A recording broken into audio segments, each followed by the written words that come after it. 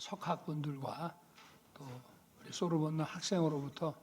정말 그 통찰력 있는 유익한 말씀을 많이 들었습니다. 정말 감사합니다. 규제라는 것이 또 법이라는 것이 나쁜 거냐 좋은 거냐 이렇게 이리적으로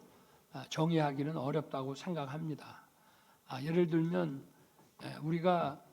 스위스 치즈와 스위스의 이 햄을 시판을 할 때 식품 보건 당국에서 정한 기준을 충족하는지 검사하고 또 그 기준이 충족이 됐다고 하는 것을 상품에 표시를 함으로써 많은 사람들은 자기가 이 식품이 안전한지를 스스로 점검하는 이런 거래 비용을 들이지 않고 이런 식품들을 구입하고 먹을 수 있기 때문에 식품 산업이 훨씬 발전할 것이라고 저는 생각합니다. 그리고 아까 우리 길레 학생이 디지털은 이 칼과 같아서 없어서는 안 되는 유용한 것이지만 잘못 쓰게 되면은 치명적인 어떤 위해를 줄 수도 있다. 그래서 저는 원래 그 자유시장주의자고 시장에 불필요한 규제가 가해지는 것을 철폐해야 된다고 주장을 합니다마는 우리가 시장을 공정하게 관리하고 거래 비용을 줄이기 위한 시스템도 역시 규제라고 볼 수 있기 때문에 그런 것은 우리 상업의 증진, 공업의 발달을 위해서도 반드시 필요한 것이라고 생각을 합니다. 제가 대항해 시대와 프랑스 혁명이라고 하는 것을 설명을 하면서 디지털에 관한 국제적인 어떤 그 보편적인 규범이 필요하다고 말씀드리는 것은 우리 지금 현재의 이런 상인들 간의 법제도 또 국제적인 어떤 통상 시스템, 거래 시스템 이런 것들이 우리가 봉건 그 어떤 그 영주가 지배하는 지역에서 벗어나서 더 넓은 지역으로 또 대항해를 통해 가지고 완전히 다른 세계와 거래를 시작하면서 이 어떤 보편적인 어떤 상업과 또 산업에 관련되는 서로의 약속과 예측 가능한 어떤 규율들이 필요하다고 생각을 함으로 해서 이런 근대 이런 사법과 법 제도가 만들어지고 그것이 프랑스 혁명으로 신분 타파를 통해서 완전히 그야말로 빠른 속도로 전격적으로 세계가 어떤 동일한 이런 가치와 규율 속에서 경제 번영을 이루어 왔습니다. 이 디지털이라고 하는 것은 저는 뭐 과학자가 아닙니다만은 저는 법을 공부한 사람으로서 디지털을 정의하라고 하면 빠른 정보와 데이터의 이동이라고 저는 설명하고 싶습니다. 그래서 디지털이라고 하는 것은 반도체와 그 다음에 통신과 그리고 이제 AI라는 것으로서 이것이 발전해 가고 또 서로가 시너지를 갖게 되는 것인데 바로 이 연결성과 즉시성과 이런 거를 가지고 있기 때문에 디지털은 그 자체가 국제적입니다.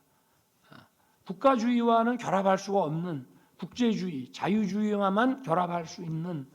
그런 성격을 가지고 있기 때문에 이 디지털 문화와 산업을 더욱 번영하게 만들기 위해서라도 국제적인 어떤 예측 가능한 약속과 규율이 필요하고 그리고 이것의 남용을 방지하고 여기서 생길 수 있는 위험을 국제사회가 함께 규율할 수 있다면은 이것을 사용하는 사람들의 어떤 안전성에 대한 기대 때문에 이 디지털 문화와 산업이 더욱 발전할 수 있다 이런 말씀을 드리는 것이고요. 우리가 이제 자동차를 처음 1900년 초기에 이게 개발이 됐을 때 과거에 이제 그 마차를 타고 다니던 도시 생활에서 자동차가 나오면서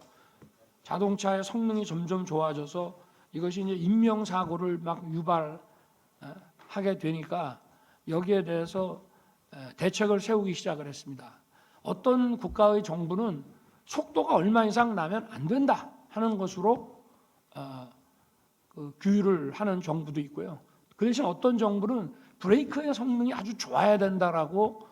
규율을 할 수가 있습니다. 근데 인명피해를 줄이는 차원에서 인명피해가 생기면은 차를 이용하는 사람이 손해배상 책임을 져야 되기 때문에 굉장히 위험합니다. 그래서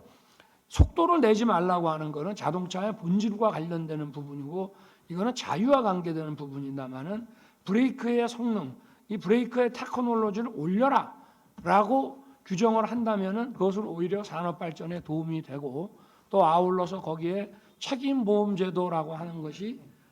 결합이 되면서 자동차를 편리하게 이용하고 자동차 산업이 다른 산업 부분에 전후방 연관 효과를 주면서 발전하게 됐습니다.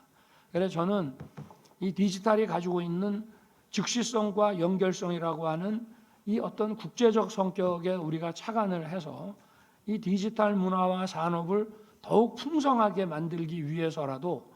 이 디지털에서 생길 수 있는 어떤 위험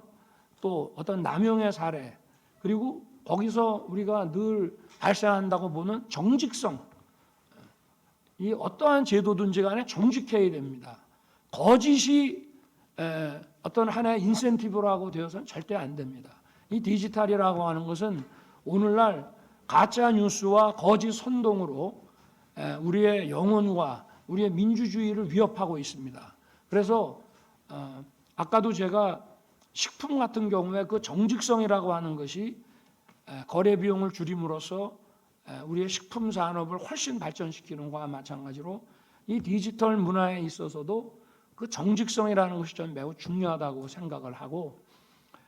그 필요에 따라서 프랑스, 독일, 미국, 영국 이렇게 각각 규정할 수도 있는 것이지만 이것이 국제성을 가지고 있는 만큼 어떤 국제적 차원에서의 제도적인 논의 또 국제기구를 통한 논의 또 가급적이면은 어떤 이 디지털 디바이드라고 하는 것